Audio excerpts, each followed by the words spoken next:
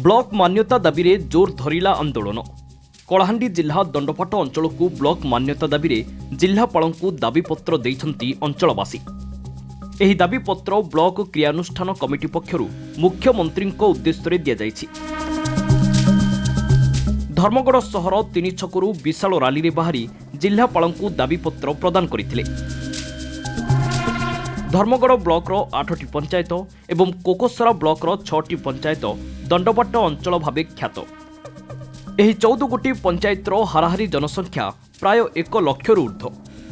यह आदिवासी एवं हरिजन बहुल अंचल अटे। दंडपाटर केन्द्रबिंदु कहुवा बेहेरा धर्मगढ़ 25 किलोमीटर होइतिबा बेले कोकोसरा 20 किलोमीटर दूर में अवस्थित। बेहेरा ठारे सरकारी विद्यालय, 2टी कॉलेज, प्राथमिक स्वास्थ्य केन्द्र, स्टेट बैंक, फरेस्ट ऑफिस इत्यादि कार्यालय अवस्थित।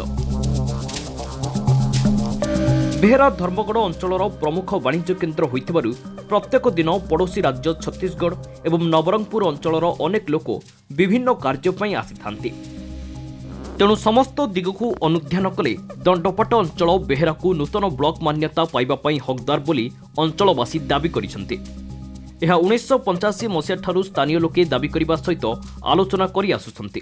आज 11 गोटी ग्राम पंचायत दंडपाट अंचल सरपंच समिति सभ्य एवं किछि वयोज्येष्ठ व्यक्ति दंडपाट अंचल बेहरा ठारे ब्लॉक गठन पाई मुख्यमंत्री उद्देश्य रे जिलापाल जरिया दाबीपत्र देवाई आज आम भवानीपाटना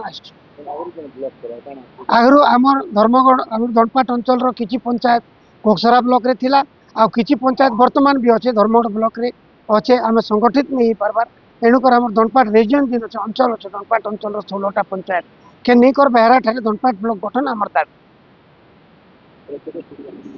एटा दीर्घ 20 किलोमीटर जीवाके पड़ुचे धर्मगढ़ 22 रु 25 किलोमीटर जीवाके पड़ुचे कोकसरा आम चिर अवहेलित रही याड़े छत्तीसगढ़ बॉर्डर याड़े नवरंगपुर जिला सीमांत आम बसवास करूँ। एणुकर चिर अवहेलित होकर आम दंडपाट रिजन बेहरा ठारे ब्लॉक है आम उपकृत बोल आशावादी।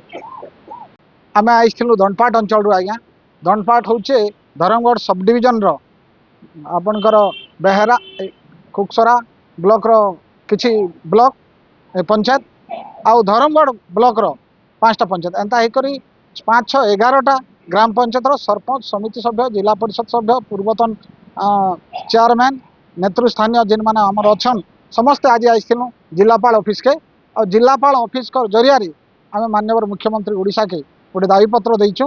आम दाबी है जे ये जेन ऐतिहासिक दंडपाट अंचल अच्छे कलाहांडी से अंचल के गोटे नुआ ब्लॉक घोषणा करा जाऊ। आपण मैंने जानिछन किछि दिन तले आम राजस्व मंत्री श्रीयुक्त सुरेश पुजारी कहले जे ब्लॉक पुनर्गठन हवा जिला पुनर्गठन हवा से कथा सुनला परे आम बहुत उत्साहित अच्छु। कारण दीर्घ 40 वर्ष रु अधिक हवा आमर अंचल के गोटे नुआ ब्लॉक घोषणा करवा लगी आम विगत दिन में विभिन्न समय दायीपत्र सरकार के दे आईसु। एबे जेहेतु सरकार निजे से भाया गोटे निष्पत्ति नेवा लगी चाहूचन से कथा सुनला परे आम मैंने बहुत उत्साहित होकर दाबी देचु। देखन आज्ञा दंडपाट अंचल होचे धर्मगढ़ ब्लॉक रू भी 25-30 किलोमीटर कोकसरा ब्लॉक रू भी 25-30 किलोमीटर ये अंचल सबु बेले विभिन्न दिगरू विशेषकर शासन प्रशासन क्षेत्र में अवहेलार शिकार हो आई।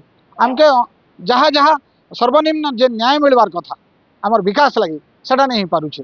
तो क्षमतार विकेन्द्रीकरण होचे जस्टिस इन दी डोर कहा होचे लोक मान के न्याय अति सामने दिया लगी सरकार जेन चिंता करुचन सेटा के आखि आगे रखिक आमे भी आशावादी अच्छु जे नुआ सरकार आई डबल इंजिन सरकार दयाकोरी आमर अंचल के गोटे नुआ ब्लॉक गठन करन आमर अंचल के न्याय देन। आमर लोक माने लक्ष लक्ष लोक आशा बांधिचन जदि बेहरा रे दंडपाट ब्लॉक हवा स्थापन हवा ताहले आम अंचल निश्चित भाव में विकास हवा। ये अंचल बहुत दिन स्वप्न पूरण हवा आम आशा करमु सरकार आम स्वप्न के निश्चित भाव पूरण करे। तेबे एथि प्रति प्रशासन पक्षरु की पदक्षेप ग्रहण करा जाउची ताहा आगामी दिन रे जणा पड़िबो। ब्यूरो रिपोर्ट दिनांक टीवी।